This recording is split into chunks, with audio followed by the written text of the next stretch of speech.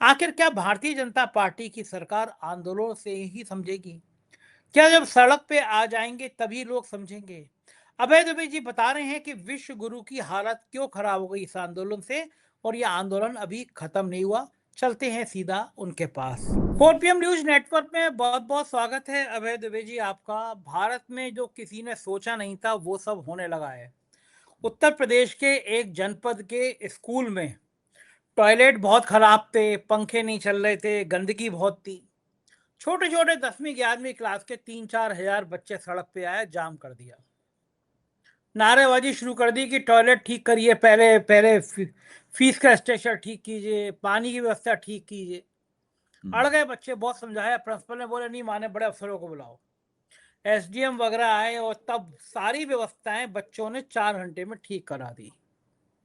मैं इसलिए कह रहा हूं कि जंतर मंतर पर इस आंदोलन ने पूरे देश के बच्चों तक को, जैन जी तो छोड़ दीजिए, उससे भी छोटे बच्चों को एक क्रांति की राह दिखा दी। तो अब क्या ये जैन जी से आगे बढ़ के ये मध्यम वर्ग है जो हमेशा विश्व गुरु की बेचारा गुलाम रहा है, टॉर्च जलाता था, मोमबत्ती जलाता था, कोरोना में थाली बजाता था, अब उसको भी समझ में आएगा कि विश्व गुरु ने उसकी लंका लगा दी है, टैक्स के मामले में, महंगाई के मामले में। इधर गडकरी जी हाई कोर्ट पहुंचे कि साहब मेरी मानहानि हो रही है, तेल का खेल भारी पड़ रहा है। ये पूरी सीन चल क्या रहा है अभय जी? पूरे देश में हाहाकार मच गया है, विश्व गुरु जी पार्लियामेंट में आ नहीं रहे हैं। सीन क्या नजर आ रहा है आपको? देखिए, आपने जो भूमिका अपनी बनाई उससे हृदय प्रसन्न हो गया, क्योंकि यही तो हमारे जैसे लोग हमेशा से चाहते थे, वो हो रहा है। राष्ट्रीय स्वयंसेवक संघ का और मोदी जी का एजेंडा दूसरा है। उनका एजेंडा ये है कि 5 साल में एक बार वोट दीजिए और वो हम आपसे लेने की व्यवस्था पूरी कर लेंगे। ये मोदी जी का है। मोदी जी ने 5 साल में एक बार हमें वोट दीजिए, उसका इंतजाम हम कर लेंगे, हमें बहुमत तक मिल जाए, इतने वोट मैं आपके ले लूंगा। याद कीजिए, मोदी जी अपने पहले चुनाव में क्या नारा देते थे? आप कमल पे बटन दबाइए, आपका वोट सीधा मुझे मिलेगा। याद है आपको? ये बोलते थे। तो उतने वोट उनको सीधे मिल जाते हैं, 35, 36, 37%, जिनके अंदर उनकी सरकार बन जाती है। उसके बाद इन भाजपा और संघ का एजेंडा ये है कि सब लोग अपने घर बैठें, खाएं पिएं, बच्चों के साथ कभी कभी पिकनिक पे चले जाएं, नौकरी वोकरी ढूंढें वगैरह, ये सब काम करें, फिल्में विल्में देखें, टीवी सीरियल देखें। इसके बीच में कोई और दूसरा काम ना करें। आप सरकार से ये ना पूछें कि आपने तो गवर्नेंस देने का वायदा करके आप सत्ता में आए थे, गवर्नेंस मत दीजिए। अब जिन छात्रों का आप जिक्र कर रहे हैं कि वो स्कूल की बदहाली के ऊपर प्रदर्शन करने लगे, वो प्रदर्शन क्यों कर रहे थे? वो गवर्नेंस देने के सवाल में प्रदर्शन कर रहे थे। नीट के पेपर लीक का मामला क्या है? वो गवर्नेंस का मामला है। शिक्षा व्यवस्था का मामला क्या है? शिक्षा व्यवस्था गवर्नेंस का प्रमुख हिस्सा है। भ्रष्टाचार हटाने का मामला क्या है? भ्रष्टाचार हटाना, भ्रष्टाचार कम करना, न्यूनतम करना, ये गवर्नेंस का हिस्सा है। और ये लोग गवर्नेंस देने के लिए न तैयार हैं, ना इनका गवर्नेंस देना एजेंडा है। इनका एजेंडा ये है कि किसी तरीके से स्थायी बहुमत प्राप्त किया जाए, और जब स्थायी बहुमत नहीं प्राप्त हो जाएगा तो उसके लिए फिर कभी SIR जैसा प्रपंच किया जाए, कभी परिसीमन जैसा प्रपंच किया जाए। अच्छा, अब बहुत दिन हो गए इनका ये एजेंडा बर्दाश्त करते करते। जिस चीज को हम लोग जेन जी कहते हैं, वो तो दरअसल एक मुहावरा है। वो तो 18 साल से 30-35 साल तक के लोगों के लिए, लोगों को किस तरह आप एक समूह में इकट्ठा करें और उसे एक नाम दे दें, जेन जी का है, वो तो एक मुहावरा है। जेन जी का मतलब एक एक एक पीढ़ी जो जेन जी की नहीं है और एक पीढ़ी जो जेन जी की, उसमें फर्क क्या है? केवल फर्क यही तो है कि भाई वो सोशल मीडिया का ज्यादा सहारा लेता है, सोशल मीडिया के जरिए वो आगे बढ़ता है। अच्छा, अब जेन जी जितनी भी है वो सब गरीब है। जेन जी जितनी भी है उसके पास तो कोई किसी बड़ी संस्था से वो जुड़ी हुई नहीं है। वो तो फक्कड़ है। फक्कड़ शब्द आपको याद है? 70, 80, 90 के दशक में जो कार्यकर्ता लोग होते थे, एक झोला डाले घूमते थे, हैं? तो वो कहते थे हमेशा हम तो फक्कड़ हैं। जैसे हमारे मित्र संजय सिंह हैं, जो आम आदमी पार्टी के राज्यसभा के सांसद हैं, वो हमेशा कहते हैं कि मैं तो फक्कड़ आदमी हूं। मैंने समाजवादियों के मुंह से, वामपंथियों के मुंह से, छात्र नेताओं के मुंह से और बहुत सारे पत्रकारों के मुंह से भी ये बात सुनी है, हम तो वही फक्कड़ आदमी है। तो जेनजी जो है, जेनजी फक्कड़ नौजवानों का, जो कि सोशल मीडिया और नेट चलाने में और आपका मोबाइल चलाने में निपुण हैं, इंटरनेट का इस्तेमाल करते हैं, सोशल मीडिया का इस्तेमाल करते हैं, और जिनके अंदर बड़ा अच्छा व्यंग भाव है। अब वो तो मैं भूल ही नहीं पाता हूं, एक लड़का जब 20 तारीख को हो चुका लाठीचार्ज, तो पुलिस वालों से कह रहा है आज लाठीचार्ज का इंतजाम नहीं है। बिहारी उत्तर प्रदेश की भाषा में पूछ रहा है पुलिस वालों से, आज लाठीचार्ज का इंतजाम नहीं है। फिर दोबारा कहता है 2-4 मार दो ना, हम 20 तारीख को नहीं आ पाए थे। आप सोचिए इसको, मतलब आप जरा सोचिए इसको बारे में। मैं तो हैरत में हूं, मतलब सुन के। फिर एक दूसरा आप सुनिए, वो कह रहा है, एक दूसरा नौजवान पुलिस वालों से कह रहा है आज आंसू गैस का बंदोबस्त किया है कि नहीं किया है। पुलिस वाले हैरत में हैं, वो इस बात में क्या जवाब दें। पुलिस वालों को इस तरह के सवालों के जवाब देने की ट्रेनिंग तो मिलती नहीं है। अब वो हैरत में है, अब पुलिस वाले कुछ नहीं बोले तो कहता कुछ बंदोबस्त नहीं किए, कुछ तो करो। एक कह रहा है गर्मी लग रही है, वाटर कैनन, पानी की बौछार चलाओ है। तो ये जो पूरा मामला है ना, इसने ऐसे लोगों को राजनीति के मंच पर ला दिया है। 20 तारीख की उस घटना ने, वो ऐतिहासिक घटना है, 20 तारीख का दिन, संसद मार्च का दिन है, ऐसे लोगों को राजनीतिक मंच पर ला दिया है जिस राजनीतिक मंच पे ऐसे लोगों की दरअसल जगह नहीं थी।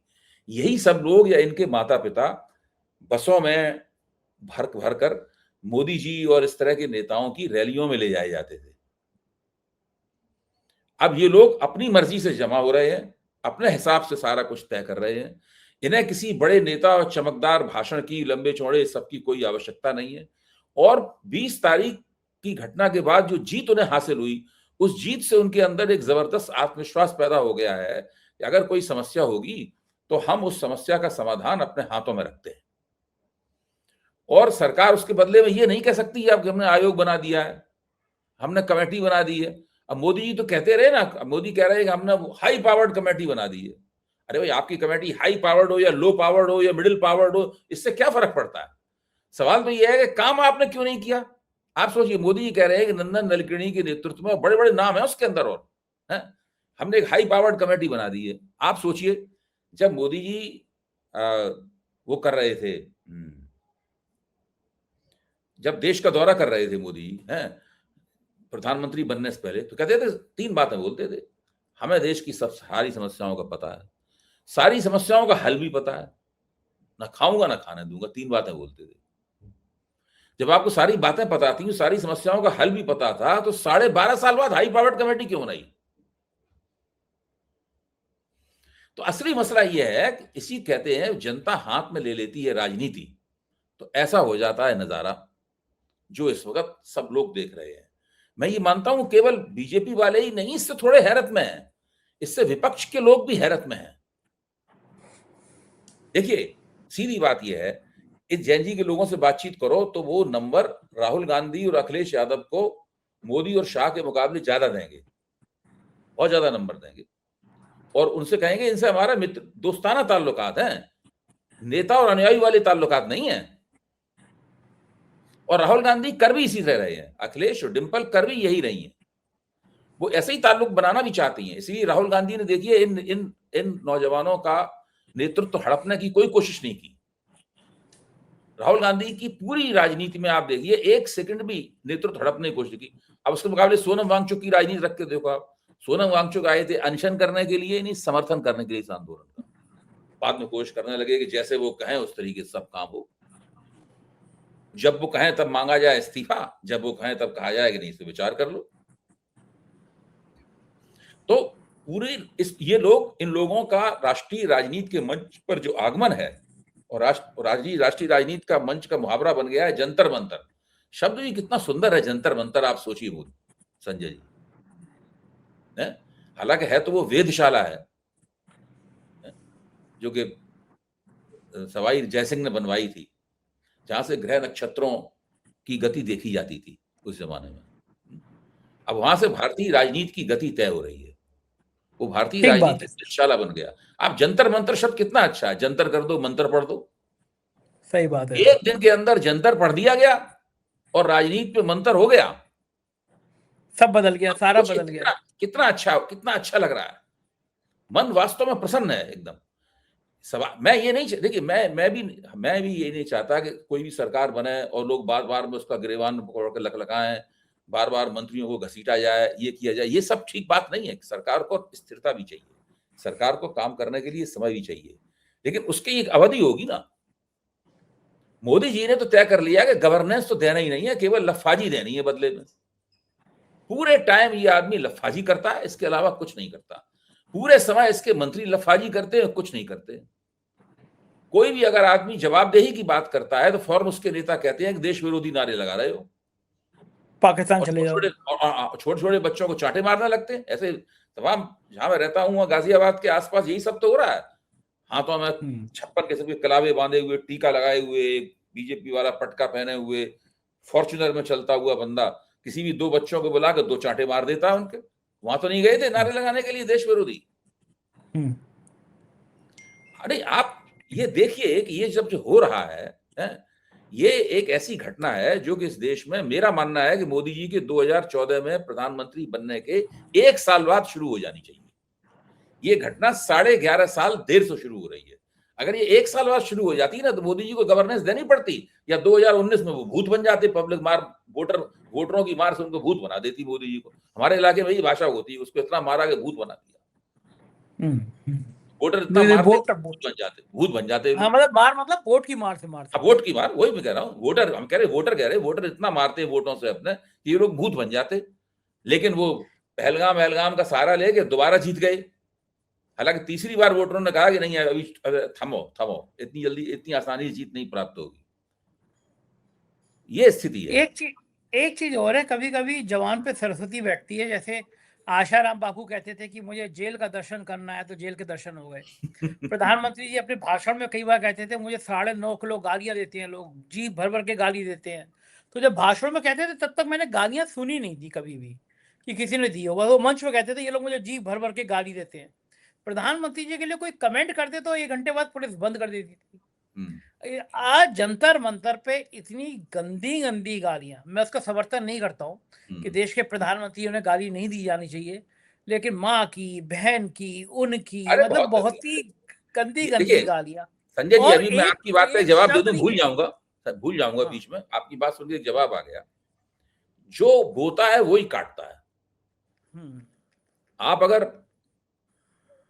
बोया पेड़ बबूल का आम कहां से होए, ये लोग घृणा बोने वाले लोग हैं और घृणा काट रहे हैं।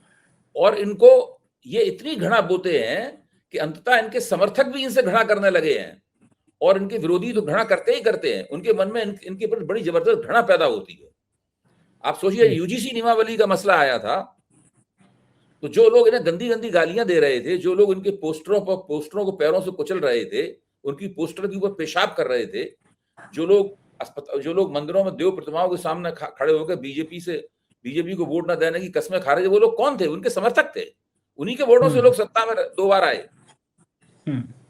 आप सोचिए उनके मन में कितनी घृणा थी इनके प्रति। आप किसी नेता और पार्टी को 11 साल में 3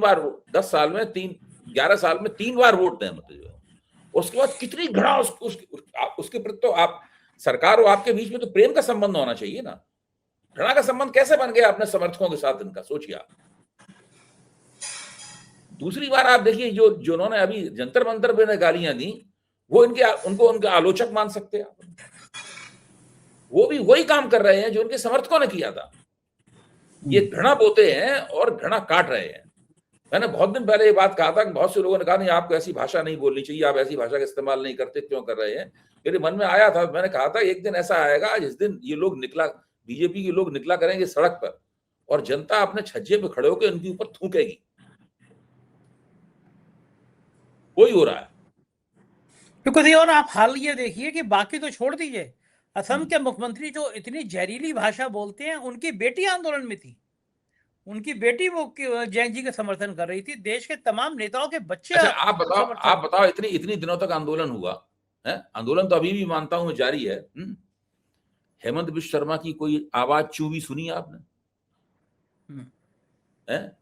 मोहन यादव की आवाज आपने चूवी सुनी? भजनलाल शर्मा की आवाज आपने सुनी चूबी?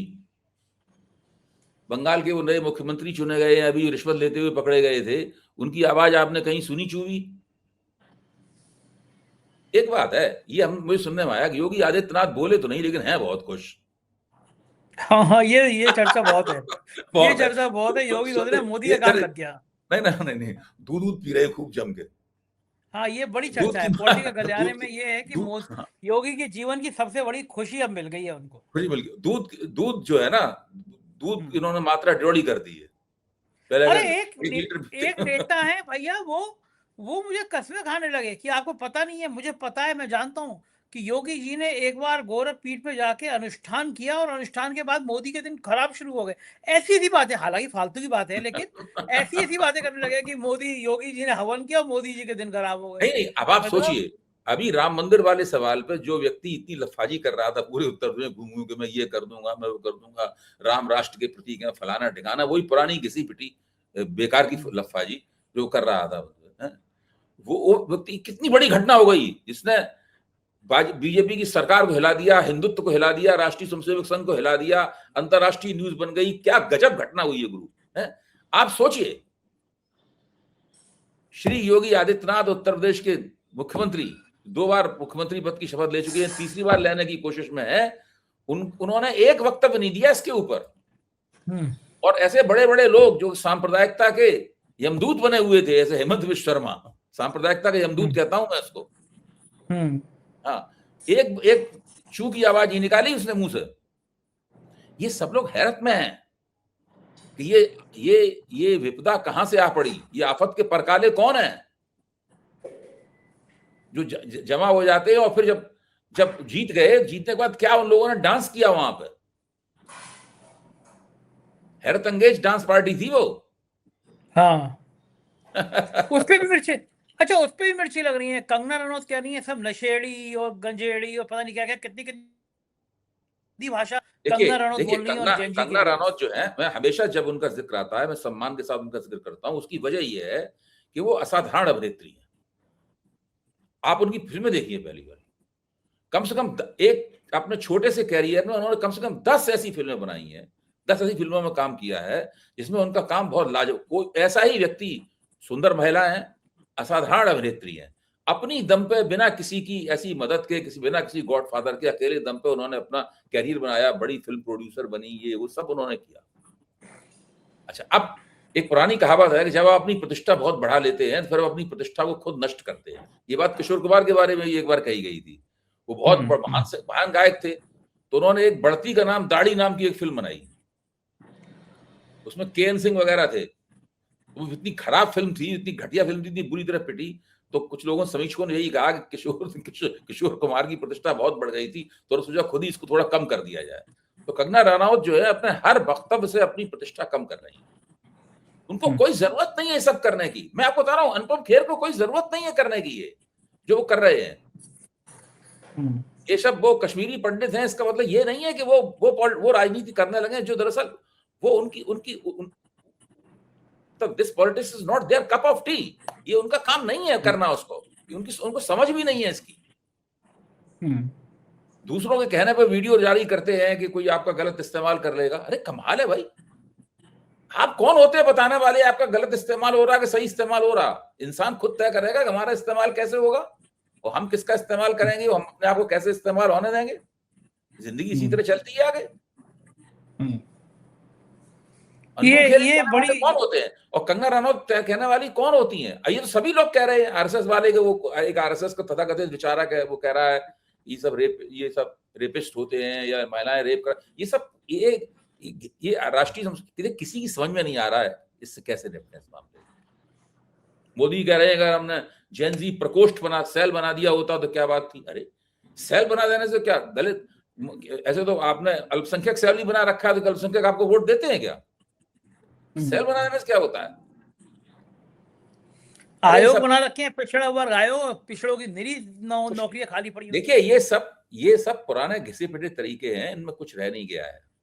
जो जंतर मंतर पर जो घटना हुई है उसने ये पूरा मुहावरा सब बदल दिया है। ये और देखिए जंतर मंतर पे जो लोग नेतृत्व का दावा करने के लिए करते हुए आए थे, उनकी तमाम कमियों और तमाम संदिग्ध हरकतों के बावजूद लोगों ने, हमारे एक मित्र ने बड़ा अच्छा वक्तव्य दिया, उसने कहा कि पेपर तो सेट मोदी जी ने किया था, जैन जी ने आके सवाल बदल दिए, सब गड़बड़ हो गया। हाँ, ये बात तो सही है। मंदिर चोरी से दिमाग हटाने के लिए काम तो सेट किया था, हाँ, लेकिन पेपर तो सेट पेपर मोदी में जी ने सब किया था, लेकिन सवाल उन्होंने बदल दिए। सवाल बदल दिए। जी। अच्छा, एक बात तो है अभय जी, कभी-कभी ऐसा होता है कि जो डर होता है ना, वो बड़ा काम करता है। हम्म। इस सरकार का डर काम कर रहा था, ये तो मानेंगे आप, इस आंदोलन ने सरकार का डर खत्म कर दिया। लोग अब चौराहा और गलियों पे गालियाँ देने लगे हैं, बोलने वो लगे तो हैं, कोई बोलते कहेंगे, थे, डरते वो थे। बिल्कुल वही खुल गया है, बांध खुल गया, जो बांध रुका हुआ था अभी तक, वो खुल गया है बांध।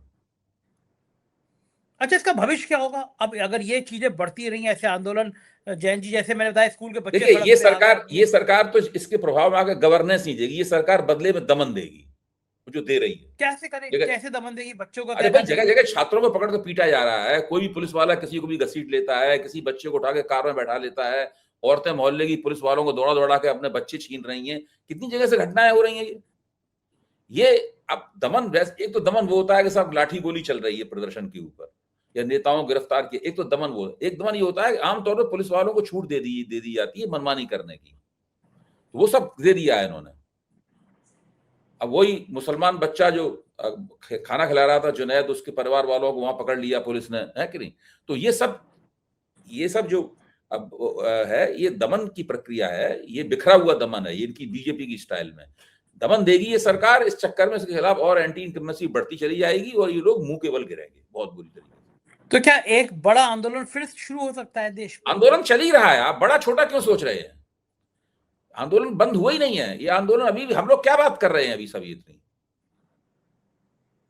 हम लोग जो बात, अगर आंदोलन नहीं चल रहा होता तो हम लोग क्या ये बात कर रहे होते? आप तो खुद ही कह रहे हैं कि वहां छात्रों ने अपने आप पकड़ लिया, उनका गिरफ्तार और सब चीजें ठीक करा ली। आंदोलन नहीं चल रहा होता तो क्या? आंदोलन तो पहले से चल रहा है।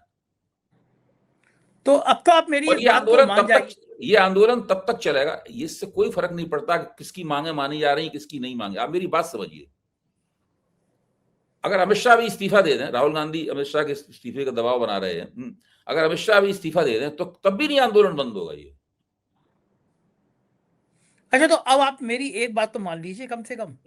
मैं जो कहता हूँ कि जब वक्त खराब होता है तो ऊंट पर बैठे आदमी को कुत्ता काट लेता है। बस बस, ये बात हमने अब आपकी मान ली, ये तो वक्त का खराब। चलिए, इसी के साथ बहुत शुक्रिया भाई जी, बहुत शुक्रिया। धन्यवाद। ये तो अभय दुबे जी, पूरी बातचीत आपने सुनी। वास्तव में इस देश को एक बड़े आंदोलन की बहुत जरूरत थी। जिस तरह से सरकार कानों में तेल डालकर बैठी थी, कोई हक की बात सुन नहीं रही थी, उसने पूरी तस्वीर ही बदल कर रख दी है। आप मेरी बात से सहमत हो तो कमेंट जरूर करिएगा। शुक्रिया, थैंक यू।